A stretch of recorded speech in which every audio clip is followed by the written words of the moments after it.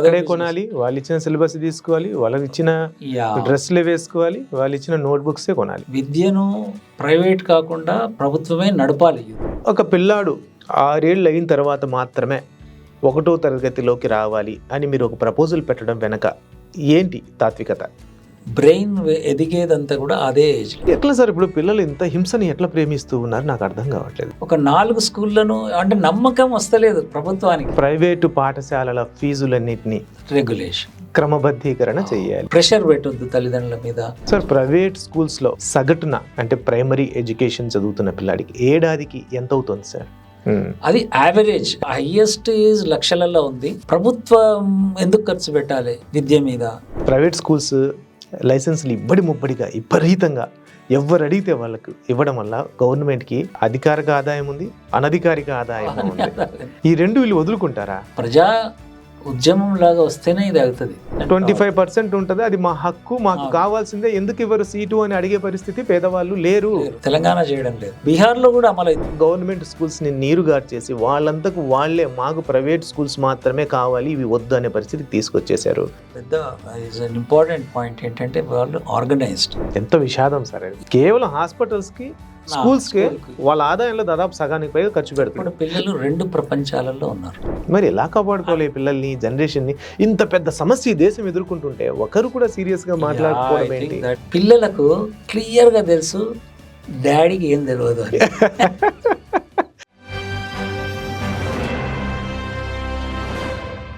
నమస్తే, నా పేరు షరీఫ్. Welcome to 3TV. ఇప్పుడు తెలంగాణ, ఆంధ్రప్రదేశ్ అనే కాకుండా మొత్తం దేశంలోనే విద్యా వ్యవస్థ తీవ్ర సంక్షోభంలో ఉంది.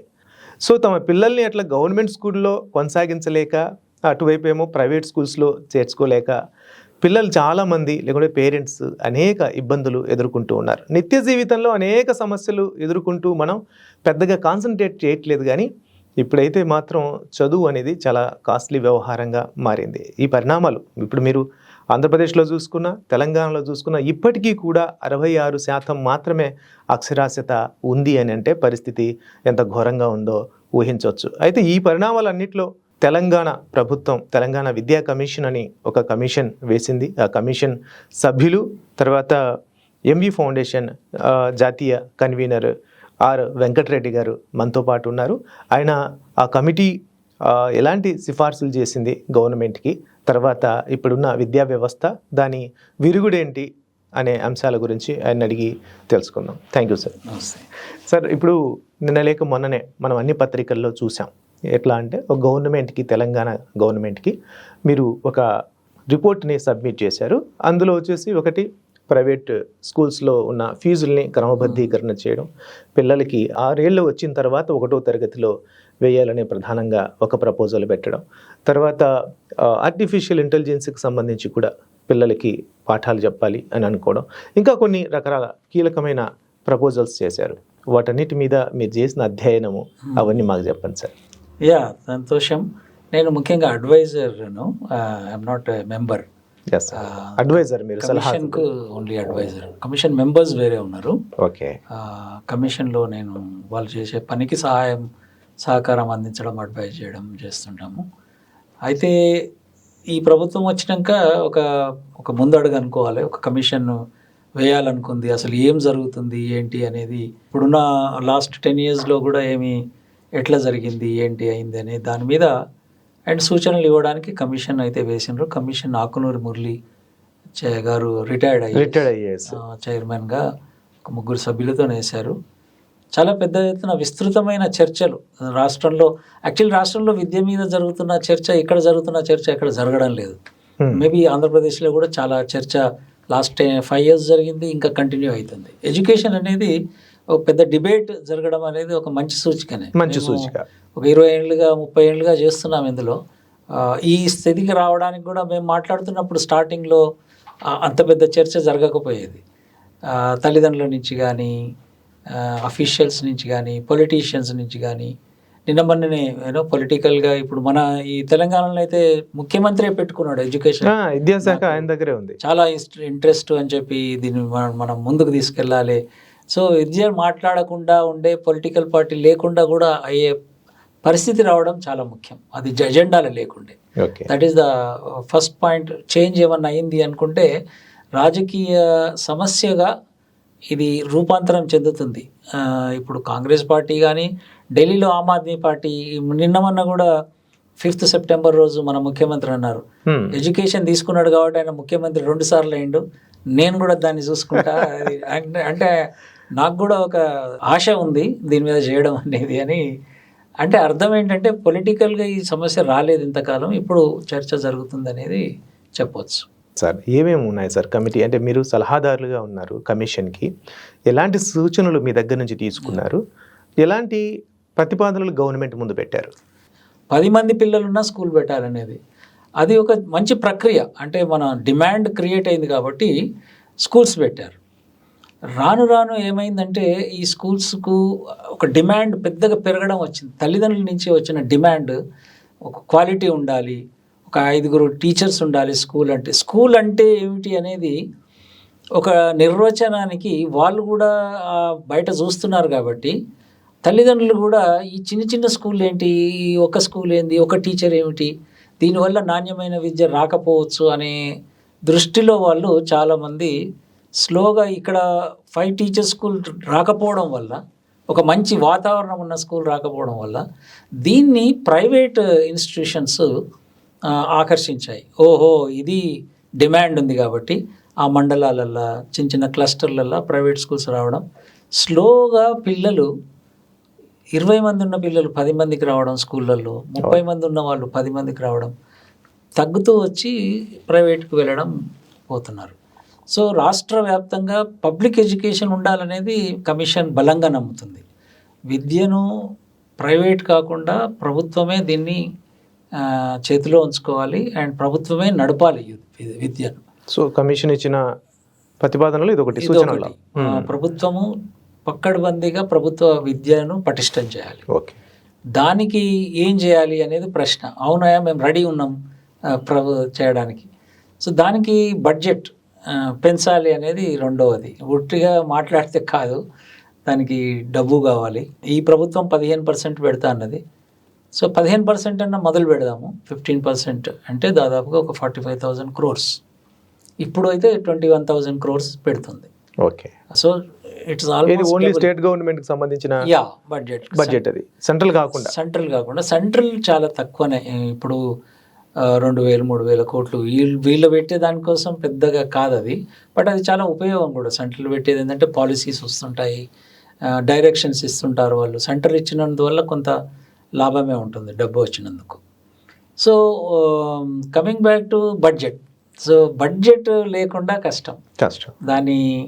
అండ్ ఈ గవర్నమెంట్ మనకు ఇక్కడైతే తెలంగాణ వచ్చినప్పటి నుంచి 10% ఉండే, తర్వాత 7కు దిగింది కొంచెం రాను 10 నుంచి ఎక్కువ కావాల్సి ఉండే కానీ 6, 5, 7 అయింది. ఇప్పుడు 15 ఇస్తామని వాళ్ళే ఒప్పుకున్నారు కానీ ఈ 2 బడ్జెట్స్లో రాలేదా డబ్బు లేదనేది ఇప్పుడు అంతా అనుకుంటున్నారు. అదే సమస్య. కానీ డబ్బు ముఖ్యమంత్రి గారు కూడా అంటున్నారు ఇన్వెస్ట్మెంట్ ఇది ఖర్చు కాదు అంటున్నారు, కానీ అందులోకి వెళ్ళి రాలాలి కదా బయటకి. ఇది ఒక ప్రపోజల్ పెట్టారు. తర్వాత మూడోది ఒక రీఆర్గనైజ్ చేద్దాం స్కూల్స్. అంటే ప్రీ ప్రైమరీ ఎడ్యుకేషన్ అనేది ప్రైవేట్ వాడు ఎప్పుడో గమనించారు. సో మన పిల్లలందరూ LKG, UKG, నర్సరీ. నిన్న ఫ్రెండ్ ఇంటికి పోయినా ఇంతే ఉంది. ఎక్కడ చదువుతున్నావు అంటే నర్సరీ, ఆటోలో పోతుంది నర్సరీ, ప్రైవేట్ స్కూల్. సో మన ప్రభుత్వ పాఠశాలలు అవి ప్రారంభించలేదు. సో మేమేం చెప్తున్నామంటే కమిషన్గా, గవర్నమెంట్కు కార్యకర్తలుగా ప్రీ ప్రైమరీని పాఠశాలలలో స్టార్ట్ చేయండి. అది దానికోసం కావాల్సిన బడ్జెట్, దానికోసం కావాల్సిన ట్రైనింగ్ ఏమైనా కావాలంటే అది చేయవచ్చు. మంచి సూచన. సో ప్రీ ప్రైమరీ నుంచి టోటల్ రీఆర్గనైజేషన్లో ప్రీ ప్రైమరీ ఒకటి ఉండాలనేది మనం ఖచ్చితంగా అంటున్నాం. ఓకే. రెండోది స్కూల్ అంటే క్లాస్ 10 వరకు ఉంచుదాం, 12th. ఓకే. యాక్చువల్ ఇంటర్మీడియట్ మన దగ్గర ఉంది, కానీ నార్త్లో ఏ స్టేట్లోనైనా 9, 10, 11, 12 సీనియర్ సెకండరీ. అది అవును సార్, నాకు తెలిసి ఫారిన్లో కూడా అక్కడే ఉంటుంది. బట్ మన నార్త్లో బెంగాల్, బీహార్ ఇవన్నిట్లో 9, 10, 11 ఇంటర్మీడియట్ మన దగ్గర వచ్చి గ్యాప్ అయింది. కానీ సో దానివల్ల ఏమైందంటే గ్రామాల్లో ఇన్యాక్సెస్, ఒక అందుబాటులో లేని పరిస్థితి ఏర్పడ్డది. ఇప్పుడు మీరు హై స్కూల్స్ ని 12th దాకా చేయడం వల్ల ప్రతి పిల్లవాడు కనీసం ఇంటర్మీడియట్ దాకా చదువుకునే ఛాన్స్ ఉంటుంది. ఎస్పెషల్లీ గర్ల్స్ యాక్సెస్ లేదు. 10th వరకు చదివిపిస్తారు కానీ ఇంటర్మీడియట్ కి మళ్ళీ పక్క ఊరికి వెళ్ళాలి. పక్క ఊర్లో కూడా ఇంటర్ ప్రభుత్వం లేదు.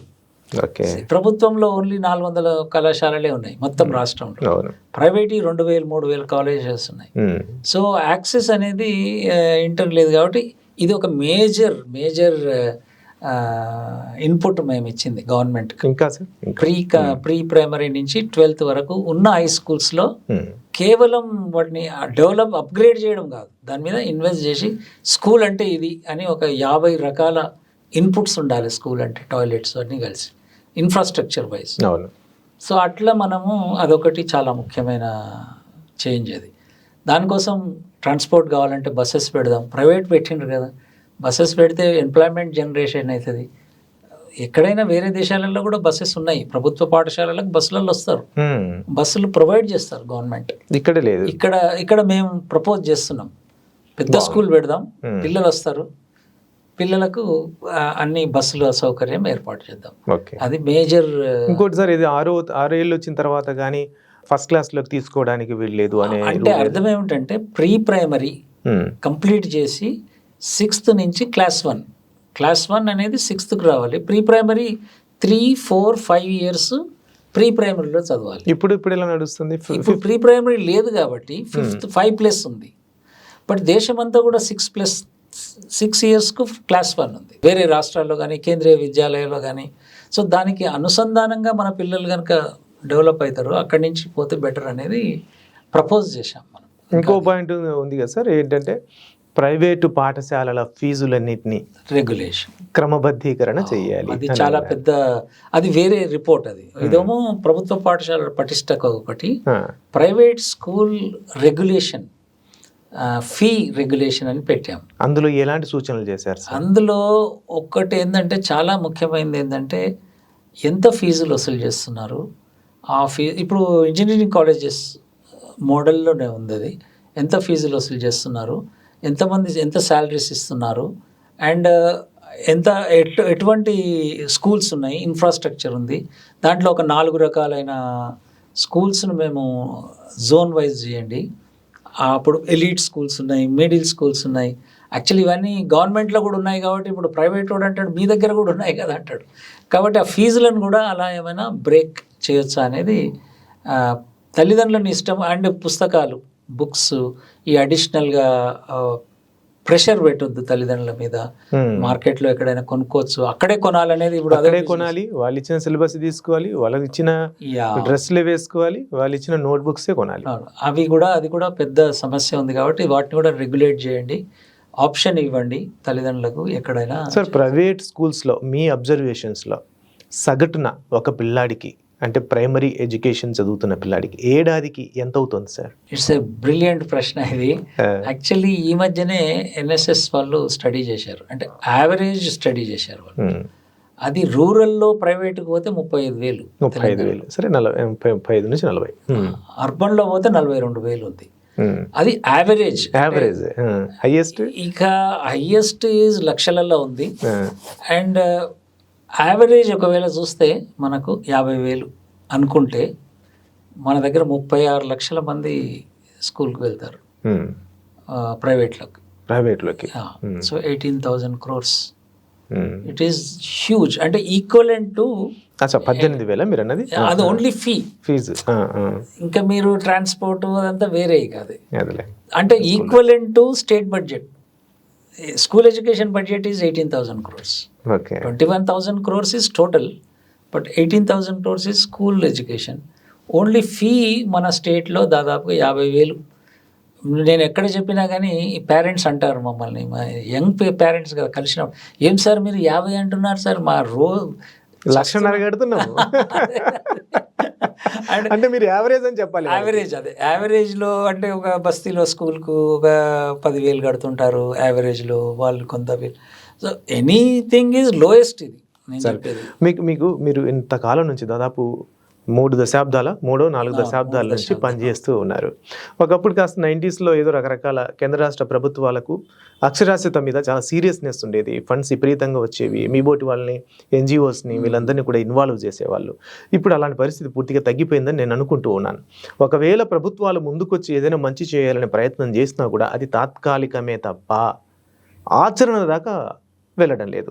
సో ఇట్లాంటి నిర్ణయాలు అందరికీ, రాజకీయ నాయకులకు కానివ్వండి, మీకు కానివ్వండి, ఎడ్యుకేషనిస్ట్ కానివ్వండి, అందరికీ కూడా ఏదో మేలు చెయ్యాలి అని మనసులో ఉండి కూడా ఏమీ చేయలేని తనం ఎందుకు ఏర్పడింది? ఒకటేమో పేరెంటల్ డిమాండ్ ఎక్కువ వచ్చింది లాస్ట్ 20 yearsగా. పేరెంటల్ డిమాండ్ ఫర్ ఎడ్యుకేషన్ అది గ్రహించని తనం ఇది. దానికి తట్టుకోవాలంటే ఏం చేయాలి? మనము వెంటనే దానికి రెస్పాండ్ కావాలి.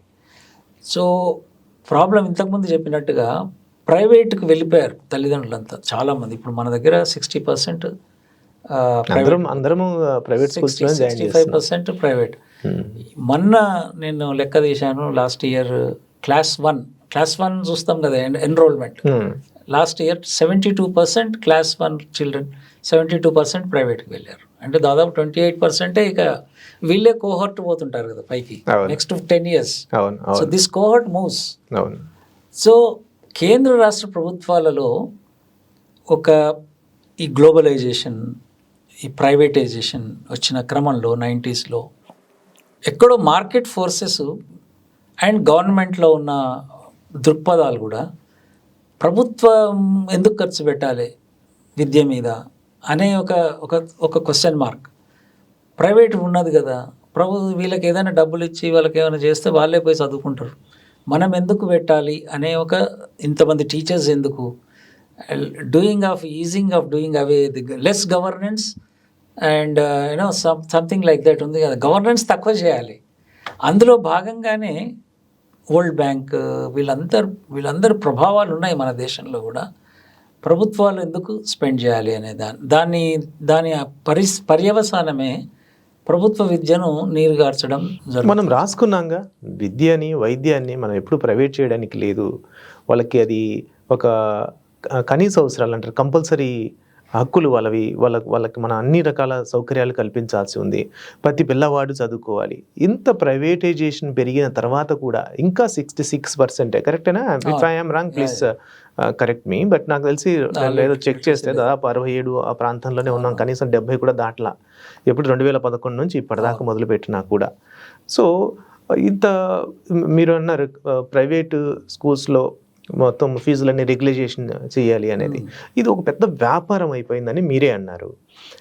కేంద్ర రాష్ట్రం దగ్గర నుంచి గవర్నమెంట్లోనేమో ఒకవైపు మొత్తము కలుషితము, చిత్తశుద్ధి లేకపోవడము, లంచాలు, అవినీతి, ఇవన్నీ కూడా అక్కడ జాడ్యాలు ఉండిపోయాయి. పూర్తిగా గవర్నమెంట్ స్కూల్స్ని నీరుగార్చేసి వాళ్ళంతకు వాళ్ళే మాకు ప్రైవేట్ స్కూల్స్ మాత్రమే కావాలి, ఇవి వద్దు అనే పరిస్థితికి తీసుకొచ్చేశారు. ఇప్పుడు ప్రైవేట్ స్కూల్స్లో ఫీజుల రెగ్యులేషన్ అనేది అంత చిన్న విషయం అయితే కాదు కదా. దీని చుట్టూ అనేక కోట్లాది రూపాయల డబ్బులు ఉన్నాయి. అది సాధ్యమా సార్? యాక్చువల్లీ సాధ్యమా అంటే సాధ్యమే, ఇది గవర్నమెంట్ అనుకుంటే. దట్ ఈస్ యాక్చువల్లీ ఒకటి ఏంటంటే, నైబర్హుడ్లో ఉన్న పిల్లలందరూ ఒకటే బడికి పోవాలి అనే ఒక కాన్సెప్ట్ ఏదైతే ఉందో ఆ కాన్సెప్ట్ నుంచి బయటపడ్డాం మనం. అది ఒక కాన్సెప్ట్లో దాన్ని డెవలప్ చేయాల్సిన కొఠారి కమిషన్ చెప్పింది అది. ఆ ఏరియాలో ఉన్న పిల్లలందరూ, అమెరికాలో నేను లాస్ట్ మంత్ ఉన్నాను, ఇదే ఉంది. ఆ ఏరియాలో ఉన్న పిల్లలందరూ అదే బడికి వెళ్ళాలి. అంతే. దాంట్లో ఇంకా మళ్ళీ క్యాస్ట్, సాఫ్ట్వేర్ ఇంజనీర్ కాబట్టి, లేకపోతే వాడు పార్లమెంట్ మెంబర్ ఉంటాడు అక్కడ, వాళ్ళ పిల్లలు, ఒబామా పిల్లలున్నా, మన ఐటీ పిల్లలున్నా ఒక ఏరియాలో ఆ స్కూల్కే పోవాలి. ఇంకా వేరే స్కూల్ పెట్టనివ్వరు, ఉండదు. ఆడ స్కూల్ ఉండదు, గవర్నమెంట్ స్కూలే. అమెరికాలో గవర్నమెంట్ స్కూలే. Very good. And free 12th వరకు ఆ ఏరియాలో ఉన్న పాపలు బాబులు క్లాస్ ప్రీ సెక్షన్ నుంచి ఎల్కేజీ నుంచి 12th వరకు ఫ్రీ ఎడ్యుకేషన్.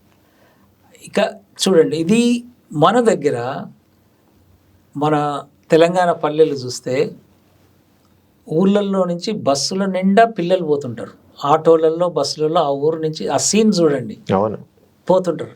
టీచర్లు బస్సులు దిగి కార్లల్లో స్కూటర్లల్లో ఈ ఖాళీగా ఉన్న స్కూల్లో పోతుంటారు. That is the scenery. అది ఆ సీనే మీరు టీచర్లకు కూడా ఇంకొకసారి రిపీట్ చేయరా? పిల్లలు కిటకిటమంటూ ఆటోలలో బస్సులలో 5-6 బస్సులు వస్తాయి ప్రతి గ్రామానికి. అవును. ఆ 5-6 బస్సులలో ఆ 9:30కి 8 o'clock నుంచి 9 o'clock ఆ ఊరు నుంచి బయటకు వెళ్ళిపోతుంటారు. అవును. ఆ టీచర్లేమో ఆ టౌన్లలో నుంచి పల్లెలకు వస్తారు. వాళ్ళ పిల్లల్ని బడికి పంపించి పల్లెలకు దిగుతుంటారు ఖాళీగా ఉన్న స్కూళ్ళకు. 50% స్కూళ్ళు, 50 కాదు 60-70% స్కూళ్ళు. ఎంత విషాదం సార్ అది. ఎంత విషాదం. ఆ ఊర్లో పిల్లలు 6 గంటలకు 7 గంటలకు వాడు ఎల్కేజీ చైల్డ్ ఆ బస్సులు ఎక్కి సాయంత్రం వస్తాడు ఈవినింగ్. అంటే ఎంత శ్రమ చైల్డ్. ఊర్లో ఉన్న స్కూల్కి అదే అంటే నైబర్హుడ్ స్కూల్ ఉంటే ఆ ఊర్లో ఉన్న పిల్లలందరూ అదే స్కూల్కి వెళ్ళాలి. ఎప్పుడు వెళ్తారు అంటే అమెరికాలో కూడా ఏదో టాయిలెట్ లేని స్కూల్ పెట్టి రమ్మంటే రారు. అక్కడ అన్ని వసతులు, ఫుట్బాల్ స్టేడియం ఉంది, అందులో ప్రైమరీ స్కూల్లో షటిల్ బ్యాడ్మింటన్ ఉంది, ఒక 10 ఎకరాలు ఉంది ఒక స్కూల్కు. అటువంటిది మనము అక్కడ మిస్ అయిన పాయింట్ ఏంటంటే అందరు పిల్లలు, ఇది నేను ఎప్పుడు వాడతాను, ఇది మంది పిల్లల కోసం కాబట్టి ఇట్లా ఉంది. మన పిల్లల ఇప్పుడు నైబర్హుడ్ స్కూల్ ఉంటే మన పిల్లలు కూడా ఉందరు. మన అంటే ఎలీట్ ఆఫ్ దిస్ సొసైటీ. ఆ పిల్లలకు కూడా అదే బడికి పోయి ఉంటే ఆ బడులు బాగుంటుండే. మీరు ఆ సూచన ఎందుకు చేయలేదు సార్ ఇప్పుడు ఈ కమిషన్లో?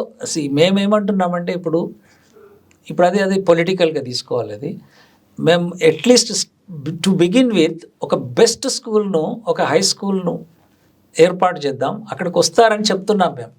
నైబర్హుడ్ ఆ పాలసీ చేయాలన్నా లేదా అనేది అది సెకండరీ స్టేజ్. ఇప్పుడైతే ఎందుకంటే మనం చేయనే లేదు కదా. ఆ పాలసీ పెడితే గవర్నమెంట్ ఇరుక్కపోతుంది. ఎందుకంటే ఫస్ట్ స్కూల్స్ కావాలి, వాళ్ళకి ముందు సౌకర్యాలు కావాలి. కోర్టుకు పోతారు, తర్వాత ఆ సంగతి. నన్ను స్కూల్కి పోవద్దు అన్నారు, వీడు మ్యాథ్స్ టీచర్ లేడు ఇక్కడ అన్నారు అనుకోండి, ఇబ్బంది పడి. So that is what step. ఏంటంటే మేము చెప్తున్నది బెస్ట్ స్కూల్ చేద్దాం.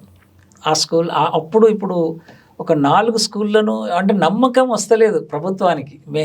ఈ కమిషన్ చెప్తున్న విషయాన్ని ఒక డ్రీమ్ ఇస్తున్నాం. స్కూల్ అంటే చిరక్ స్కూల్ లాగా ఉండాలి బై, హై స్కూల్ అని చెప్పినాం. ఏమంటారు ఆయన? వస్తారా? ఏముంది, బాగుంది అన్నారు, కానీ లోపల భయం. అట్లా కడితే వస్తారా పిల్లలందరూ అనేది ఒక భయం.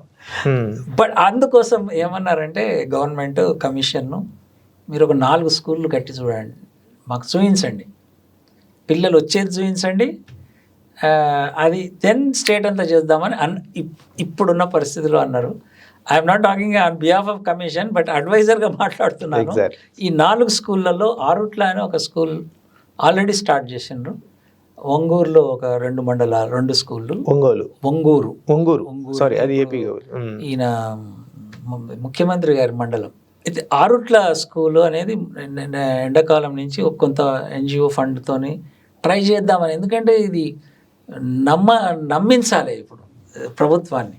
సార్ ఇప్పుడు ప్రైవేట్ స్కూల్స్ లైసెన్సులు ముబ్బడిగా విపరీతంగా ఎవరు అడిగితే వాళ్ళకు ఇవ్వడం వల్ల గవర్నమెంట్కి అధికారిక ఆదాయం ఉంది, అనధికారిక ఆదాయం ఉంది కదా. ఈ రెండు వీళ్ళు వదులుకుంటారా? That is where the political will comes. మీరు అన్నారు కదా మొదలే, రాజకీయమైన సంకల్పం ఏదైతే ఉందో అది ఎప్పుడు వస్తుందంటే, ఒకవైపు మాలాంటి కమిషన్లు అడ్వైజ్ చేయవచ్చు, కానీ ప్రజా ఉద్యమం లాగా వస్తేనే ఇది అవుతుంది.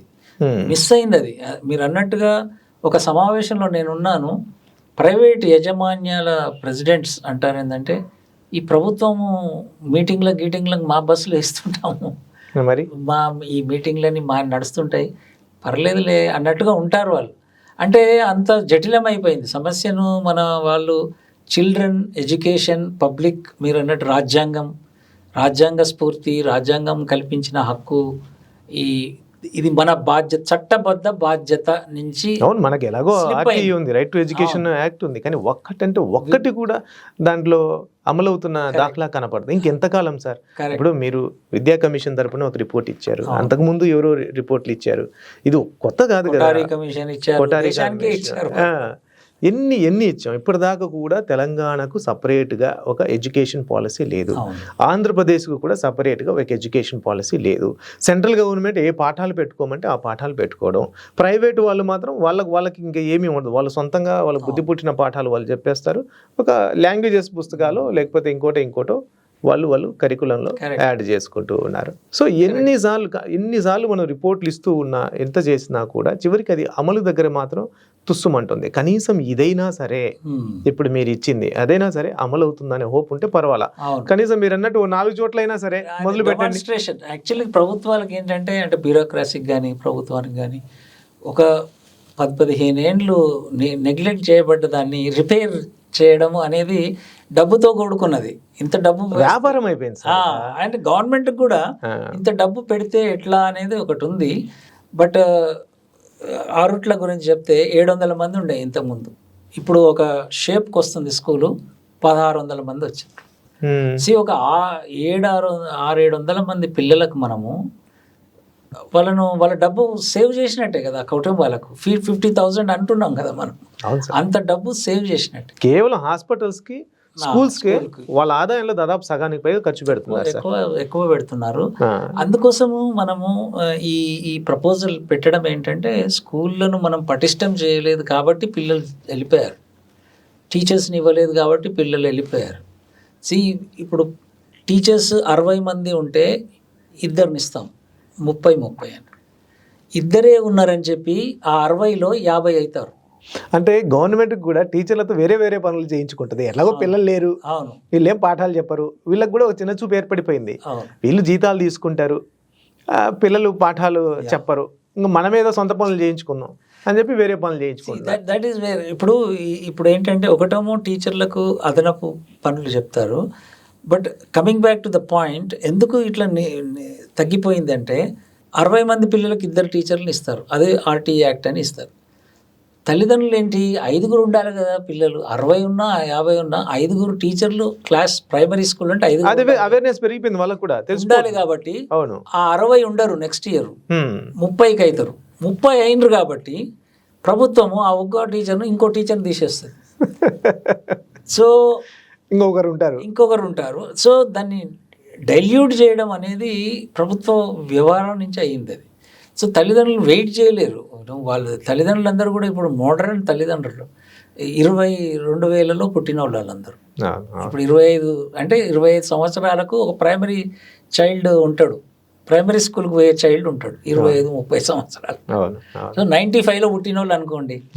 So they are all not తరతరాల తల్లిదండ్రులు కాదు వాళ్ళు. వాళ్ళకు మాలాగా మా పిల్లలు ఉండొద్దు అనేది చాలా క్లియర్ ఉన్నారు వాళ్ళు.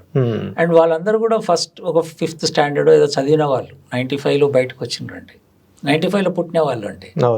సో సమ్వేర్ ఎక్కడో విద్యతో విముక్తి అవుతుంది, ఈ భూమి గీవి ఇదంతా కాదండి, మనకు కావాల్సింది విద్య అని నమ్మిన పేద తల్లిదండ్రులు ఉన్నారు. మేము మా ఎక్స్పీరియన్స్లో చూస్తాం. వాళ్ళ స్తోమత కాకపోయినా కూలి చేసుకొని, నాలుగు చేసుకొని, అప్పులు చేసుకొని, దానికి రెస్పాన్స్గా మనము ప్రభుత్వాలు రెస్పాండ్ కాలేదు. అది చాలా అన్యాయం. నాకు ఒకటే అర్థం కాదు సార్, ఇప్పుడు ప్రైవేట్ యాజమాన్యాలు ఇది ఒక పెద్ద వ్యాపారంగా మారిపోయిన తర్వాత వాళ్ళకి ఏదైనా చేయాల్సింది చేయకపోతే వాళ్ళందరూ రోడ్ల మీదకి వచ్చి స్కూల్స్ మేము మూసేస్తాం అని డిమాండ్ చేసే పరిస్థితి గవర్నమెంట్ని, లేదా బెదిరించే పరిస్థితి. కానీ మన క్వాలిటీ ఎడ్యుకేషన్ అందట్లేదని ఏ తల్లిదండ్రులు కూడా బయటకు వచ్చి గొడవ చేసిన సందర్భం లేదు. అంటే వ్యాపారులతో ఉన్న ఐక్యత కూడా ప్రజలకు లేదు. పెద్ద ఇంపార్టెంట్ పాయింట్ ఏంటంటే వాళ్ళు ఆర్గనైజ్డ్. ఇప్పుడు మనం నిన్న చూసాం ఇంజనీరింగ్ కాలేజెస్ ఇస్తే ఫీజు రియంబర్స్మెంట్ కి సంబంధించి ధమ్కి ఇచ్చిండ్రు, వాళ్ళు బంద్ చేస్తాం అనేసరికి వచ్చారు. బట్ తల్లిదండ్రులు వీళ్ళు అందరూ కూడా వాళ్ళు కూడా అసంఘటిత రంగంలో ఉన్న తల్లిదండ్రులు, వీళ్ళు చాలా వరకు సంఘటితం. వాళ్ళకి టైం ఉండదు కదా. టైం ఎంత, 2 తల్లి తండ్రి పోతారు. ఒక స్కూల్ వాళ్ళు అంటున్నది ఏంటంటే బస్సులు ఎందుకు ఎక్కించిండ్రు అని అడిగినాం మేము.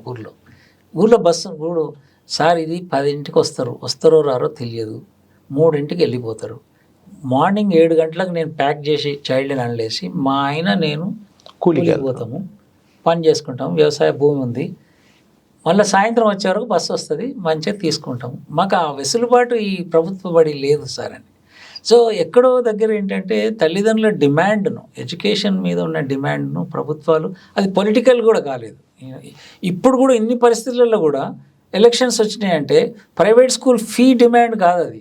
ఈ 2000 వచ్చినాయా, పెన్షన్ వచ్చినాయా, బస్సు ఫ్రీ వచ్చిందా, ఇవి నడుస్తుంటాయి. కానీ మాకు ఫ్రీ ఎందుకు ఇస్తలేరు ఎడ్యుకేషన్ అని ఆ డిమాండ్ రావడానికి మనలాంటి మీడియా చాలా సహాయం చేయాలి జనాన్ని. మీడియా కూడా వ్యాపారం, అది కూడా మనలాంటి అందుకే మనలాంటి కొంతమంది అయినా చూపించాల్సిన అట్లీస్ట్ దిస్ డిబేట్స్ జరగడం లేదు కదా మెయిన్ స్ట్రీమ్ మీడియాలో.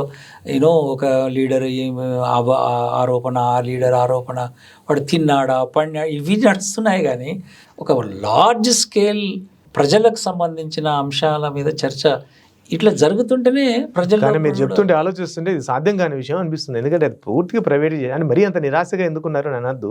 బట్ ఎందుకంటే ప్రతిసారి కూడా కోట్లాది రూపాయలు కేంద్ర ప్రభుత్వం, స్టేట్ ప్రభుత్వం ఖర్చు పెట్టడం, ఏదో కమిటీ వేయడం, వాళ్ళు రిపోర్ట్ ఇవ్వడం, ఆ రిపోర్ట్ వేస్తే ఎగ్జిక్యూషన్లో కూడా మళ్ళీ డబ్బులు తినేయడం, దాంట్లో నాణ్యత లేకపోవడం, ఎక్కడే కానీ చిత్తశుద్ధి అనేది లేకుండా పోయింది.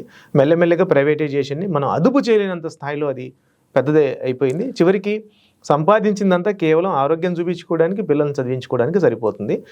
ఈ రెండింటిని అందుకోలేని పేదవాడు మాత్రం అలాగే ఉండిపోతాడు. అక్షరాస్యత శాతం మనం 100% అందుకోలేము. Exactly, actually that is exactly. పేదలు ఇబ్బంది పడతారు, ఎక్స్క్లూజన్, పేదలు వెలివేయబడతారు. అండ్ ఇంత పెద్ద డెవలప్మెంట్లు చేస్తున్నప్పుడు మైండ్లో 2047 ప్లానింగ్ అన్నది. 2047 అంటే దాదాపుగా ఇప్పుడున్న పుట్టే చైల్డ్ 25 years అవుతుంది. సో 22 years అవుతుంది. సో ఈ చైల్డ్కు ప్లాన్ చేస్తున్నామా, or what is that you are planning 2047కు? ఈ పిల్లలందరి కోసమా, లేదా జస్ట్ ఫర్ బిల్డింగ్స్ వీటి కోసమా అనేది ఒక మిస్ మ్యాచ్ ఉంది. అండ్ మీరు నిరాశ పడడానికి వీలు లేదు. ఎందుకంటే అమెరికా కన్నా క్యాపిటలిస్ట్ దేశం ఏది లేదు. ప్రైవేటైజేషన్లో ప్రైవేటైజేషన్ మీద మనం నథింగ్ చేసిన ప్రైవేటైజేషన్, కానీ ఎడ్యుకేషన్ చేయలేదు. ఎడ్యుకేషన్ అండ్ హెల్త్ వాళ్ళ దగ్గర ఉంది కాబట్టి, ఎడ్యుకేషన్ అట్లీస్ట్ మన దగ్గర పబ్లిక్ ఎడ్యుకేషన్ ఉంది కాబట్టి ఇది సాధ్యమే అని చెప్పడానికి, అంటే పాసిబిలిటీ ఉంది అని చెప్పడానికి ప్లాన్ చేస్తే పాసిబుల్ అవుతుంది. ప్లాన్ చేయకుండా ఉంటే పాసిబుల్ కాదు. నిర్లక్ష్యం వహించి చట్ట విరుద్ధంగా పోతే పాసిబుల్ కాకపోవచ్చు. ఇది చట్టబద్ధత, మనం మాట్లాడుతుందంతా కూడా right to education act and constitution, చట్టబద్ధత కోసం మాట్లాడుతున్నాం. అండ్ స్పెషల్లీ కాంగ్రెస్ గవర్నమెంట్ ఇచ్చిన విద్యా హక్కు చట్టం, సోనియా గాంధీ గారు తెచ్చిన, నేను చాలా ఆర్టికల్స్లో రాశాను మన ముఖ్యమంత్రి గారికి కూడా తెలియడానికి. ఇది చాలా పవర్ఫుల్ యాక్ట్ వచ్చింది, కనీసం దీన్ని అమలు చేయడానికి ప్రయత్నం చేయాలనేది. ఆ యాక్ట్ కూడా నీరుగార్చేశారుగా. పేదలకి ప్రైవేట్ స్కూల్స్ లో 25% సార్ ఉండాల్సింది రిజర్వేషన్. క్లాస్ 1లో 25% ఉండాలి. మన స్టేట్ చేయడం లేదు, తెలంగాణ చేయడం లేదు. ఏపీలో కూడా ప్రయత్నం చేశారు కానీ సాధ్యం కాలేదు. చేశారు, కోర్టు కేసులు ఏదో అయింది, ప్రైవేట్ వాళ్ళు కూడా కోర్టుకు పోయారు, ఏదో అయింది. బట్ నార్త్లో, బెంగళూరులో, బీహార్లో కూడా అమలు అవుతుంది. కానీ మన దగ్గర నీరు గార్చారు మీరు అన్నట్టుగా. దాన్ని పేదవాళ్ళ పిల్లలు మాకు ప్రైవేట్ స్కూల్లో, అది ఎంత పెద్ద ప్రైవేట్ స్కూల్ అయినా కూడా 25% ఉంటుంది, అది మా హక్కు, మాకు కావాల్సిందే, ఎందుకు ఇవ్వరు సీటు అని అడిగే పరిస్థితి పేదవాళ్ళు లేరు. అసలు ఆ స్కూల్ వైపు చూడడానికే భయపడుతూ మనకెందుకులే అని ఉండిపోతున్నారు. వాళ్ళని అవేర్ చేసే వాళ్ళు కూడా లేరు. దాన్ని ఏంటంటే ఇప్పుడు ప్రతిదానికి వాళ్ళు రియాక్ట్ కావడం కష్టం పేదలు, మనకు తెలుసు వాళ్ళ సమయం ఏంటి. అందుకే మన ప్రభుత్వాలు వెల్ఫేర్ గవర్నమెంట్స్ అంటాం మనం. సో వెల్ఫేర్ గవర్నమెంట్గా నీ బాధ్యత, అది గవర్నమెంట్స్ బాధ్యత ఏంటంటే లాస్ట్ పర్సన్, మనం ఎప్పుడో చదువుకున్నాం కదా మహాత్మా గాంధీ, లాస్ట్ చివరి వ్యక్తి వరకు వాళ్ళని దృష్టిలో పెట్టుకొని పాలసీ చేయమన్నారు. మనం టాప్ వాళ్ళని కూర్చోబెట్టి వాళ్ళ దృష్టి అంతా వాళ్ళదే ఉంది, వాళ్ళు లేరు కాబట్టి వాళ్ళని దృష్టిలో పెట్టుకుంటే ప్లానింగ్. నాకు చాలా సంతోషంగా ఉంది సార్, మీరు 40 ఏళ్ళుగా ఎంవి ఫౌండేషన్ తరపున పనిచేస్తూ, మీరు యంగ్గా ఉన్నప్పటి నుంచి కూడా చిన్న పిల్లల్ని, బాధల్ని, వాళ్ళ చాలా మారుమూల పల్లెలకి, తండాలకి వెళ్ళి, గ్రామాలు తిరిగి, బాల కార్మికుల్ని పట్టుకొని ఎవరెవరితో ఫైట్ చేసి కూడా ఇవాళకి మీరు ఆశాజనకంగా ఉన్నారు, ఎక్కడ హోప్ వదులుకోలేదు. అది నాకు చాలా సంతోషం అనిపిస్తుంది. సరే ఏంటంటే సార్, మనం ఆశ లేకపోతే కంఫర్ట్ జోన్లో ఉంటారు వాళ్ళు. అవును, థ్యాంక్ యూ వెరీ మచ్ అంటారు పాలసీలో ఉన్నోళ్ళు, బ్యూరోక్రాట్స్. కాబట్టి మనం మాట్లాడుతూనే ఉంటాం. మనం సినిసిజం పోతే థ్యాంక్ యూ వెరీ మచ్ అంటారు, పోకపోతేనే అబ్బా మళ్ళీ వచ్చిండ్రు బాబు అంటే కొన్నిసార్లు నిజంగానే మీలా అనిపిస్తుంది, ఎప్పుడు మారుతుంది ఇది, ఇంత చిన్న విషయాలు అవును. పిల్లలకు చదువు చెప్పించడం అంత పెద్ద అమెరికా క్యాపిటల్ సిటీనే ఈ రెండింటిని ప్రైవేటైజేషన్ చేయకుండా మొత్తం తన దగ్గర పెట్టుకొని ఉత్తమ పౌరులుగా తమ దేశాన్ని తీర్చిదిద్దుతుంటే మన వాళ్ళని ఇంకా అజ్ఞానంలో ఉంచడానికి ట్రై చేస్తారు తప్ప. నేను మొన్న పోయినప్పుడు 6వ తరగతి అబ్బాయి ఒక బుక్ రాశాడు. పబ్లిక్ స్కూల్కి పోతారు పిల్లలు. 3వ తరగతి అమ్మాయి మహాభారతం, మన హిందూ మెథాలజీ, రోమన్ మెథాలజీ, ఇంకేదో అన్ని చదివింది. చదివి ఆ అమ్మాయి నన్ను ప్రశ్నలు అడుగుతుంది, పాండవులు సంగతి ఏంది, అసలు పాండవులకు కృష్ణుడు లేకుంటే పాండవులది చాలా ప్రాబ్లమే ఉండుగా అని వచ్చింది. Logical question. Very good. 3rd class and government school అంటే వాళ్ళకి ఎంత ఫెసిలిటేట్ చేస్తారు టీచర్స్ అండ్ స్కూల్స్ కి వెళ్ళి. ఎంత గొప్ప భారతదేశం సార్ మంది, ఎంత గొప్ప పల్లెలు, ఎంత ఎన్ని రకాల పిల్లలందరూ మన వీళ్ళందరినీ నాశనం చేసి పడేస్తున్నారు. అండ్ ఎంత ఐక్యూ ఉంటది పిల్లల లోపల. పిల్లలు మీరు అన్నట్టుగా మేము తరతరాలు పిల్లలందరినీ చూస్తున్నాం కదా. ఇప్పుడు మొన్న అచ్చంపేటలో 14 సంవత్సరాల వరకు వాడు జీతం చేసేది ఆ అబ్బాయి పరమేష్. ఆ అబ్బాయి వాడు ఏం చేసేదంటే లోపల ఎక్కడో ఉండేది చదువుకోవాలని, దసరా వస్తే వాడు అందరూ రంగు బట్టలు పట్టించుకుంటే వాడు యూనిఫామ్ పట్టించుకునేది. క్లాస్ యూనిఫామ్ పట్టించుకునేది కానీ జీతం ఉండేది వాడు. అయితే మన కార్యకర్త చూసి ఏ స్కూల్ బాబు అన్నాడు. స్కూల్ కాదన్నా, నాకు ఇష్టం కానీ మా వాళ్ళు జీతం పెట్టిండ్రు. ఎక్కడ వచ్చింది సార్ అది? అమ్రాబాద్ అని అచ్చంపేట దగ్గర. సో అబ్బాయిని మన వాళ్ళు, అరే నీకు ఒక ఉపాయం ఉంది, మనది బ్రిడ్జ్ కోర్స్, మీకు అరే రారా బాబు అంటే, నాకు అయిపోయింది కదా సార్ 14 ఏళ్ళు అంటే, తల్లిదండ్రులతో మాట్లాడి పాసిబుల్ ఉందిరా, నువ్వు రానైతే రా, నువ్వు పని వదిలిపెట్టురా. వస్తే వాడు చేరాడా? ఇవాళ డాక్టర్ పరమేశ్ వాడు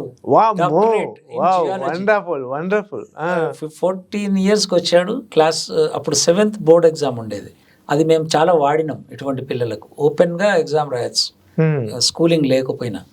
ఆ స్కూల్ 7th పాస్ అయ్యిండు, 8th జాయిన్ అయ్యిండు, 10th ఇంటర్ సైన్స్ కాలేజ్లో చదివిండు. ఇక్కడ వాళ్ళు ఇంటర్లో ఎవరో చెప్పారట, అరే నువ్వు సైన్స్ వదలకురా అంటే, వాడు సైన్స్ని పట్టుకొని సైన్స్ కాలేజ్లో జియాలజీ, యూనివర్సిటీలో జియాలజీ పిహెచ్డి చేసి మొన్ననే డాక్టరేట్. చాలా పెద్ద మీడియా కూడా చాలా ప్రచారం చేసింది. వండర్ఫుల్. సార్ ఆంధ్రప్రదేశ్ విద్యా పరిస్థితి ఏమిటి సార్? ఇక్కడేమో సీఎం ఆ శాఖని తన చేతుల్లో పెట్టుకున్నారు, బట్ కనీసం అట్లీస్ట్ మీతో ఒక కమిటీ అయితే వేశారు, కొన్ని సలహాలు తీసుకున్నారు. ఏది ఈ 2 ఏళ్ల కాలంలో జరిగిన పురోగతి అది. ఇక ఆంధ్రప్రదేశ్లో విద్యా వ్యవస్థకు సంబంధించి మీ అబ్జర్వేషన్స్ ఏంటి? ఆంధ్రాలో కూడా పెద్ద తేడా ఏం లేదు, ప్రైవేట్ యూజువల్. అక్కడ కూడా 60%. అక్కడ పెద్ద వ్యాపారం, అక్కడ పెద్ద అక్కడి నుంచే కదా మినిస్టర్ కూడా ఆయనే కదా. సో ప్రైవేట్ స్కూలింగ్ బాగా ఉంది అక్కడ. అండ్ ఈ రిఫార్మ్స్ అనేటి ఒక లాంగ్ టర్మ్ టీచర్స్తోని అందరితో కూర్చొని చేయకుండా బయట నుంచి వచ్చిన ఆలోచనలతో టకా చేస్తున్నారు. చాలా ఇన్స్టిట్యూషన్స్, చాలా కార్పొరేట్ ఆర్గనైజేషన్స్ వచ్చినాయి అక్కడ. వాళ్ళు ఇన్వైట్ చేస్తున్నారు ఆలోచనలను. సో గ్రాస్ రూట్ లెవెల్లో ఏదైతే మార్పులు జరగాలనో అంత మార్పులు ఏం జరగడం లేదు. పెద్ద తేడా ఏమీ లేదు, మనకు వాళ్ళకు పెద్ద తేడా లేదు ఇక్కడ తెలంగాణకు అక్కడికి.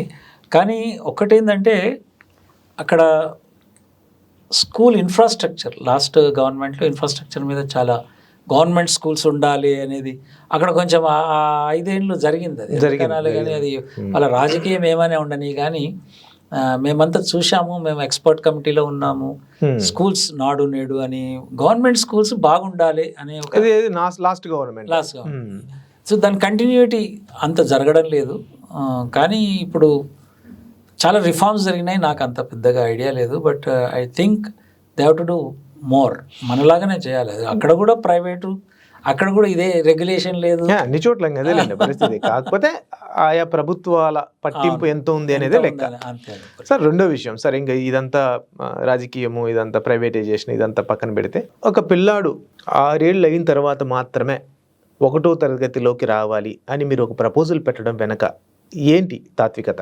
6 ఏళ్ళకు ముందు చూడాలి మనం. 3 to 5 years బ్రెయిన్ ఎదిగేదంతా కూడా అదే ఏజ్లో. ఆ ఏజ్లో ఎదిగిందే మొత్తం నీ 60-70 ఏళ్ళకు కూడా అవుతుంది అనేది స్టడీస్ ఉన్నాయి. 3 to 5 years. సో క్లాస్ 1 ఎందుకు 6 years అంటే 3 to 5 years ఇక్కడ ప్రీ స్కూలింగ్ కంప్లీట్ చేసిన, పూర్తిగా కంప్లీట్ చేసిన పిల్లలు ఎదుగుదల ఉంటుంది, స్కూల్ ఉంటుంది. సో క్లాస్ 1కు 6 years పోవడం వలన ఆ ఐక్యూ లెవెల్స్ డిఫరెంట్గా ఉంటాయి, ఎందుకంటే ప్రీ స్కూల్ అటెండ్ చేస్తారు కాబట్టి. ఓకే. చాలా మంది ఏమంటున్నారంటే ప్రైవేట్ వాడు 3 years ఉన్నది, మనకేమో 6 years అంటే ఇంకా వీళ్ళు కూడా ఉండరు అనేది ఒక డిబేట్ అవుతుంది. కానీ మనం ప్రీ కండిషన్ పెడుతున్నాం. మనం కూడా ఇప్పుడు అంగన్వాడీలు పని చేయట్లేదు సార్. అంగన్వాడీలో ఎడ్యుకేషన్ అంతగా లేదు వాళ్ళకు. అంగన్వాడీ ఈజ్ ఇంపార్టెంట్, వాళ్ళకు న్యూట్రిషను, వాళ్ళకు టీకాలు ఇప్పించడము ఆ పనిలో ఉన్నారు. కానీ అడిషనల్గా వాళ్ళకు వాళ్ళ ఐక్యూ లెవెల్ని పెంచడానికి, వాళ్ళ యాక్టివిటీస్ని చేయడానికి చదువు అని కాదు, 3 to 5 years మెయిన్లీ వాళ్ళను స్టెమ్యులేట్ చేయడం, వాళ్ళ ఆటలు ఆడుకోవడం. దాని నుంచే 6 yearsకు క్లాస్ 1కు పోయినప్పుడు పిక్సప్ లైక్ ఎనీథింగ్. అదే 6 years క్లాస్ 1 సిలబస్ను స్టార్టింగే చేయకుండా 3 to 5 years చేయాలి అనేది మనం అంటున్నాం. ఓకే. సో దానికి గవర్నమెంట్ పాజిటివ్గా డిస్కసింగ్ దట్. సో తర్వాత అప్పటి పిల్లలకి అంటే మీరు దాదాపు 4 దశాబ్దాలుగా పిల్లల్ని గమనిస్తూ ఉన్నారు కాబట్టి, అప్పటి పిల్లలకి ఇప్పుడు 1వ తరగతి 2వ తరగతి చదువుతున్న పిల్లలకి మీరు గమనించిన అంశాలు ఏంటి సార్? చాలా. ఎట్లా? ఇప్పుడు పిల్లలు చిచ్చర పిడుగులు కదా. ఇప్పుడు పిల్లలు 2 ప్రపంచాలలో ఉన్నారు. ఒకటి వర్చువల్ మొబైల్స్, రెండోది ఫిజికల్. ఫిజికల్ ఈజ్ మనతో గడుపుతున్న కాలము, వర్చువల్ ఈజ్ ప్రపంచంతో కనెక్ట్ అవుతున్న కాలం.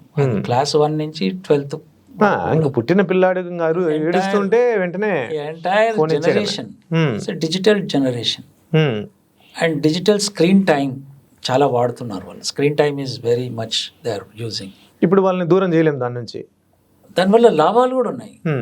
నాకు 14th ఈవినింగ్ 13-year-old గర్ల్ నాకు వీడియో కాల్ చేసి నా చైల్డ్ మ్యారేజ్ ఆపుతావా లేదా అని ఫోన్ చేసింది. She use that. ఆమె దగ్గర మొబైల్ ఎందుకు ఉండాలి అని మనం వాదిస్తుంటాం అనుకో. నేను అన్నాను, ఆమె she is now in the hostel. నిన్ననే రెస్క్యూ చేసి ఆ తల్లిదండ్రులకు పోయి చెప్పి 13-year-old గర్ల్ నౌ 14th మీకు ఫోన్ చేసింది. నా నెంబర్ ఎక్కడో ఉంది అక్కడ. మేము చెప్తుంటాం కదా, ప్రచారం చేస్తుంటాం. వీడియో కాల్ చేసింది. నమ్ముతాడు ఎత్తాం కదా మనం జనరల్లీ, అన్నోన్ కాల్ వస్తుంది. డక్న వీడియో కాల్ వచ్చింది. ఏంద్రా అంటే, సార్ నేను సో అండ్ సో ప్లేస్లో ఉన్నా, పొద్దున మ్యారేజ్ చేస్తా అంటున్నారు, నన్ను రెస్క్యూ చేయండి. సో మార్నింగ్ 7 వరకు వెళ్ళి రెస్క్యూ చేసి. ఏ ఊరు సార్ అది? ఇక్కడ మేడ్చల్ దగ్గర, మేడ్చల్ జిల్లాలో వస్తుంది. But she rescued and she in the hostel. ఇప్పుడు ఆ అమ్మాయి ఏంటంటే, మా చెల్లిని కూడా హాస్టల్ చేయాలి, చాలా ప్రాబ్లం ఉంది మా ఫాదర్తో అని. ఇప్పుడు అమ్మాయి ఇంకొక ఫోన్ వల్ల మనకి ఇలాంటి ఉపయోగాలు ఉన్నాయి, చాలా ఉన్నాయి. అంటే ఇప్పుడు 2 ప్రపంచాలు ఉన్నాయి. మనమే ఇంట్రొడ్యూస్ చేసాం. కరోనాలో ఫోన్ కొనమని మనమే చెప్పినాం. ఫోన్ కొనిచ్చారు కూడా, కొంచెం ట్యాబ్లు కూడా కొనిచ్చారు. కొనమని చెప్పాము, కొనిచ్చామని చెప్పాము, అందరం చేసాం. అండ్ అది టెక్నాలజీ వాడాల్సిందే, కానీ ఎట్లా వాడాలి, ఏం వాడాలి అనేది చెప్పే కెపాసిటీస్ అడల్ట్స్కు లేవు. యాజ్ అడల్ట్స్ మనము బెదిరిస్తున్నాం, కానీ పిల్లలకు క్లియర్గా తెలుసు డాడీకి ఏం తెలియదు అని. నీకేం తెలియదులే అంటారు, ఏదైనా చెప్పినా. తెలియదులే కాదు, క్లియర్. మనం చెప్పే దాంట్లోనే అర్థమైపోతుంది. అబ్బా వీళ్ళకి ఎప్పుడు మారుతారు అని వాళ్ళు అనుకుంటారు. అది నా అనుభవం పిల్లలతో. సో ఈ పిల్లలందరూ కూడా ఒక మిస్ట్రస్ట్ ఎందుకు మా మీద చేస్తుండ్రు అనేది వాళ్ళు అనుకుంటున్నారు. ఇప్పుడున్న జనరేషన్ మొత్తం డిస్కషన్ చేయరు వీళ్ళు. డైలాగ్ డిస్కషన్ వీటికి స్థానమే ఇయ్యం మనం అడల్ట్స్గా. ఇప్పుడున్న పిల్లలందరూ కూడా అవి ఎక్స్పెక్ట్ చేస్తున్నారు. యాక్చువల్ అడల్ట్స్ మనం అందరం ఏమంటున్నామంటే, మా చిన్నప్పుడు అని స్టోరీ చేస్తాం. ఇంకా లేదంగా, చిన్నప్పుడు అనగానే వాడు అటు పారిపోతాడు. ఆ రూమ్లోకి పోయి చెప్పిన ఆదిరా మన చిన్నప్పుడు స్టోరీ నడిచిందా అని జోక్ చేసుకుంటారు వాళ్ళు అది చేసుకుంటలేరు. సో పిల్లల్ని మనము ఒక వాళ్ళ భావాలను అర్థం చేసుకోవడం. ఈ జనరేషన్, మన జనరేషన్ ఈజ్ డిఫరెంట్. ఈ generation is they are expose to so many things, చాలా ఎక్స్పోజ్ అవుతున్నారు. బట్ ఆ స్క్రీన్ టైం ఇద్దరిని కూర్చొని స్పీడ్గా నడవకు అని చెప్పడం వేరు, మెల్లగా నడువు అని చెప్పడం వేరు. రెండొకటే కానీ చైల్డ్ లైక్స్ సెకండ్ పాయింట్, మెల్లగా నడువు. ఏం స్పీడ్ అయిందిరా నడుస్తున్నావు అంటే వానికి అఫెక్ట్ అయిపోతారు. అరే నువ్వు నన్ను క్వశ్చన్ చేస్తావు. That is the child. That is very very simple handling with childhood. ఇప్పుడున్న childhood is very difficult. Parental problem కూడా ఉందేమో అని, వీళ్ళు తల్లిదండ్రుల దగ్గర ఉండరు, హాస్టల్లో చదువుకుంటారు, ఇంటర్మీడియట్ అయిపోయిన తర్వాత ప్రేమ గీమ అని చెప్పేసి పెళ్ళిళ్ళు చేసేసుకుంటారు. వీళ్ళకి పిల్లల్ని ఎలా చూడాలి, పిల్లల సైకాలజీ ఏంటి, ఇట్లాంటివి పేరెంట్స్కి పెద్దగా అవగాహన లేవేమో, దానివల్ల కూడా చాలా సమస్యలు వస్తున్నాయేమో అని అనుకుంటున్నాను. You are right, 100% right. అంటే నేను ఇంతకుముందు చెప్పినట్టుగా ఈ పెరుగుతున్న జనాభా నెక్స్ట్ తరం ఇంకా డబుల్ ఉంటుంది. ఇప్పుడున్న పిల్లలు వీళ్ళు కూడా హ్యాండిల్ చేయలేరు. ఒకవేళ వీళ్ళు పేరెంటింగ్ మీరు అన్నట్టుగా ఒక లైన్లో వాళ్ళు మాట్లాడకపోయి వాళ్ళు ట్రైనింగ్ అంటే మారుతున్న సమాజంలో పిల్లలతో ఎలా ఉండాలి, టీచింగ్ క్లాస్ రూమ్స్ కూడా మన తరతరాల క్లాస్ రూమ్స్ కాదు ఇవి. వాడు లోపలికి వస్తాడు, వాని స్టైల్ ఉంటుంది, వాని ఎప్పుడైనా ఒక జనరేషన్లో ఆ హెయిర్ స్టైల్స్ ఉన్నాయి లేవని అనద్దు. మనం ఇప్పుడేదో మంచిగా ఉన్నాం కాదు, ఎప్పుడైనా ఆ స్టైల్స్ ఉంటాయి, ఆ ఎమోషన్స్ ఉంటాయి క్లాస్ రూమ్స్లో. కానీ ఇప్పుడున్న మీరు అన్నట్టు జనరేషన్ ఏదైతే ఉందో అది చాలా ఎక్స్పోజ్ అయిన జనరేషన్. మీరు ఫోన్ బాగలేకుంటే ఎవరిని అడుగుతున్నారు? చాలామంది టీచర్స్ వాళ్ళ సెల్ ఫోన్స్లో ఏదైనా ప్రాబ్లం ఉంటే వాడిని 4వ తరగతోడే టకటక వచ్చి మేడం ఇది ఇట్లా చేసుకోని, కంప్యూటర్స్ కూడా అదే ఏదో పని చేయట్లేదు చూడరా అని. That is so they are very IQ లెవెల్లో ఎక్కువ అడ్వాన్స్లు ఉన్నారు. వాళ్ళతో మనం మాట్లాడే విధానం, పైగా వాడు నిత్యం మన కళ్ళ ముందు ఉన్నట్టే ఉంటాడు, కానీ వాడికి ఎక్కడో నాలెడ్జ్ వచ్చేసి ఉంటుంది. యా, దట్ ఈస్ వేర్ ఇప్పుడు మా మధ్య ఒకటి అడోలసెన్స్ అని ఒక నెట్ఫ్లిక్స్లో ఒక సిరీస్ వచ్చింది. 12 year old వాడు నార్మల్ చైల్డ్, మన ఇంట్లో మన చైల్డ్ లాగానే, కానీ సడన్గా మార్నింగ్ ఒక పోలీసులు వచ్చి వాడిని అరెస్ట్ చేస్తారు. సో పేరెంట్స్ చాలా నార్మల్ కుటుంబం, రోజు ప్లంబర్ వాళ్ళ ఫాదర్ యూకేలో. సో ఏమైందిరా అంటే వాడు వాళ్ళ క్లాస్మేట్ను మర్డర్ చేస్తాడు. ఎందుకురా అంటే వాడు ఏదో ఎమోజీ ఏదో పంపింది ఆమె, వీడు ఏదో అఫెండ్ అయ్యాడు, కత్తి ఒకడు దోస్తుని అడిగితే ఇచ్చాడు, కత్తి కూడా ఇచ్చాడు ఒకడు దోస్తును. మరి వాడు కూడా ఎందుకురా అని అడగలే, కత్తి కావాలంటే తెచ్చి ఇచ్చాడు వాడు. సో ఇంత పెద్ద ఎపిసోడ్ అయింది. మన కళ్ళ ముందు ఉన్న చైల్డ్, బయట ప్రపంచం వేరే అనేది అది పెద్ద ట్రాజడీ ఫిలిం. అది ఎప్పుడైనా మీరు చూడండి, అడోలసెన్స్. సో ఆ ఏజ్ గ్రూప్లో ఉన్న పిల్లలు ఆ ఎక్స్పోజర్ ఏదైతే ఉందో దాన్ని మనం అర్థం చేసుకోవాలి. పిల్లల్ని తప్పు పట్టకుండా వాళ్ళని అర్థం చేసుకోవాలి. అది చాలా ఎట్లా సార్ ఇప్పుడు పిల్లలు ఇంత హింసని ఎట్లా ప్రేమిస్తూ ఉన్నారు నాకు అర్థం కావట్లేదు. సినిమాల్లో మీరు గమనిస్తే నిజానికి వాళ్ళ ప్రభావం ఉండదు, వీళ్ళ ప్రభావం ఉండదు, ఇవన్నీ అబద్ధాలు, సినిమా ప్రభావం సొసైటీ మీద ఉండదు, ఇవన్నీ కాదు, వాళ్ళంతా వాళ్ళే నేర్చుకుంటారు, ఇట్లా ఏదో ఒక వాదనలు కొనసాగుతూ ఉంటాయి. కానీ ఉదయం లేచినప్పటి నుంచి పడుకునేదాకా రకరకాల హింస. ఇప్పుడు వీడియో గేమ్స్లో హింస అంటే ఒక మనిషిని చంపడం, ఇదని చాలా సర్వసాధారణం. నెత్తురు విపరీతంగా మొహమంతా కాళ్ళ మీద సినిమాల్లో చూపిస్తుంటే అది చూడడం, మన బోటలకి ఏంట్రా బాబు ఈ హింస అనుకుంటాం. పిల్లలు ఈ హింసని ఒక రొమాంటిసైజ్ చేసి చూస్తున్నారేమో, గ్లోరిఫై చేసి చూస్తున్నారేమో. దేర్ ఇస్ నో ఆల్టర్నేట్స్ లేక ఇవి ఈ ఫిలిమ్స్ ఉన్నాయి, గేమ్స్ లేవు, లిక్కర్ షాప్స్ ఉన్నాయి, ప్లే గ్రౌండ్స్ లేవు. See the contrast. Liquor shop ఉంటే వాళ్ళ డాడీ తాగి ఇంటికి వస్తున్నాడు, ఇంట్లోనే ఉంటాడు, గేమ్ ఆడడానికి లేదు. మారేడుపల్లిలో మేము స్లమ్స్లో పనిచేస్తాం. గర్ల్స్ అందరు అడిగారు, సార్ మీరు బాయ్స్ అంటే అక్కడక్కడ ఆడికి వస్తున్నారు, మాకు గ్రౌండ్ లేకుంటే మేము ఇంట్లోనే ఉండాలి, ఏంటి మీరు చెప్పేది మాకు అని. సో సమ్వేర్ వాళ్ళకు వేరే ఆల్టర్నేట్ మెకానిజమ్స్ మనం ఏర్పాటు చేయకుండా ఆ చైల్డ్హుడ్ను. ఇప్పుడు సిటీ ప్లానింగ్ ఉంది, ఈ ప్లానింగ్లో 40% పిల్లలు ఉంటారు పాపులేషన్. వాళ్ళ కోసం జరిగిన ప్లానింగ్ ఏంది? కార్ల కోసం జరిగింది, ఫ్లైఓవర్ల మీద ఫ్లైఓవర్లు వేసినాం, మన కోసం ప్లానింగ్ చేసుకున్నాం, కానీ ఆ ఏరియాలో ఉన్న పిల్లలు ఎక్కడ ఆడుకుంటారు అనే ఆలోచన రాలేదు మనకు. లేదు, ఇప్పుడు హైదరాబాద్లో చాలా చోట్ల అపార్ట్మెంట్లో పిల్లలకి ఆడుకునే ప్రాబ్లం. సో తక్కువ ఏజ్ లో వాళ్ళని తీసుకెళ్లి కిండర్ గార్డెన్ దాంట్లో పడేయడానికి కూడా, స్కూల్లో పడేయడానికి కూడా కారణం ఏంటి అంటే ఇక్కడ ఆడుకోవడానికి ప్లేస్ లేదు, అక్కడైతే ఆడుకుంటాడు. పిల్లలు అక్కడ కూడా ఎట్లా ఉన్నాయి అపార్ట్మెంట్స్, స్కూల్స్ అన్ని అవి అంతే. సో ఆ పిల్లలకు కావాల్సిన న్యాచురల్గా కావాల్సిన ఎక్స్పోజర్ లేనందువల్ల వాళ్ళు ఈ వైలెన్స్ వైపు ఆ ప్రభావం పడుతుంది, సినిమాల ప్రభావమే పడుతుంది, అదే చూస్తుంటాడు కదా. మరి ఎలా కాపాడుకోవాలి పిల్లల్ని, జనరేషన్ని? ఇంత పెద్ద సమస్య ఈ దేశం ఎదుర్కొంటుంటే ఒకరు కూడా సీరియస్ గా మాట్లాడుకోవడం ఏంటి? అది పెయిన్ఫుల్ కదా, చాలా పెయిన్ఫుల్. అండ్ హైదరాబాద్లో మనలాంటి వాళ్ళు ఉంటారు కదా, రేర్ పీసులు ఉంటాయి కదా, పీఈటీ టీచర్స్ ఉన్నారు, పీఈటీ టీచర్స్, యంగ్ టీచర్స్. వాళ్ళు బస్తీలలో, స్కూల్లో టీచర్స్ ప్రైవేట్, కానీ బస్తీల పిల్లల్ని ఆటలు ఆడిపిద్దామని బస్తీలలో టోర్నమెంట్స్ పెట్టారు. ఇంటర్ బస్తీ టోర్నమెంట్స్ కూడా పెట్టారు. సో ఆ పిల్లల్ని నేను అడిగాను, నేను ఒకసారి వెళ్ళాను, గెస్ట్గా వెళ్ళాను అక్కడ. ఏందిరా అంటే మొబైల్స్ ఎంతసేపు ఆడుతున్నట్టే, మొబైల్ వాడతలేము సార్, ఆటలు స్కూల్కి పోగానే బ్యాగ్ లోపల పెడతాడు, పీఈటీ సార్ విజిల్ కొడతాడు. So this is alternative. ఎక్కడో చిన్న చిన్నగా జరుగుతున్నది, బట్ యాజ్ అన్ ఇన్స్టిట్యూషనల్గా జరగాలి. ఒక ప్లానింగ్లో పిల్లలకు ఏమి కావాలి ఆ ప్రాంతంలో అనేది ఎక్కడ లేదు ప్లానింగ్. ఆ సిటీ ప్లానింగ్ నుంచి జరగాలి, ఊరు ప్లానింగ్ నుంచి. ఊర్లలో కనీసం జాగా ఉంది అక్కడ ఇక్కడ పోయి ఆడుకోవడానికి, కానీ ఆ ఊర్లలో కూడా ఈ ప్రభావం పడుతుంది, అర్బన్ ప్రభావం పడుతుంది, బయట ఆడుకోకపోవడం అనేది, లైబ్రరీస్ ఆడుకోవడం, ఇవన్నీ కూడా చేయాల్సిన అవసరం ఉంది. వీటి నుంచి బయట పడాయించాలంటే అది మనమే చేయాలి. Thank you sir, Thank you thank you very so much. Much. అద్భుతమైన డిస్కషన్. చాలా చాలా విషయాలు తెలుసుకోగలిగాం. Good, నిజంగా good. నాకు చాలా రోజులకు చాలా పెయిన్ కూడా అనిపిస్తుంది ఈ Yeah. విషయాలన్నీ మాట్లాడితే. I వీటికి think అన్నిటికీ you should సొల్యూషన్ continue. ఏంటంటే You should continue these discussions. ఇంకా పిలవండి, తప్పకుండా పిల్లలతో పిలవండి, ఒకసారి తప్పకుండా 5-6 మంది పిల్లలతోని ఒక డిస్కషన్ పెట్టండి. సార్. మీరు తీసుకొస్తారా యా పిల్లల్ని? యా యా అట్లయితే పెట్టుకుందాం సార్, నెక్స్ట్ వీక్ పెట్టుకుందాం. Yeah yeah I will do that. Thank you sir. Thank you. Sir.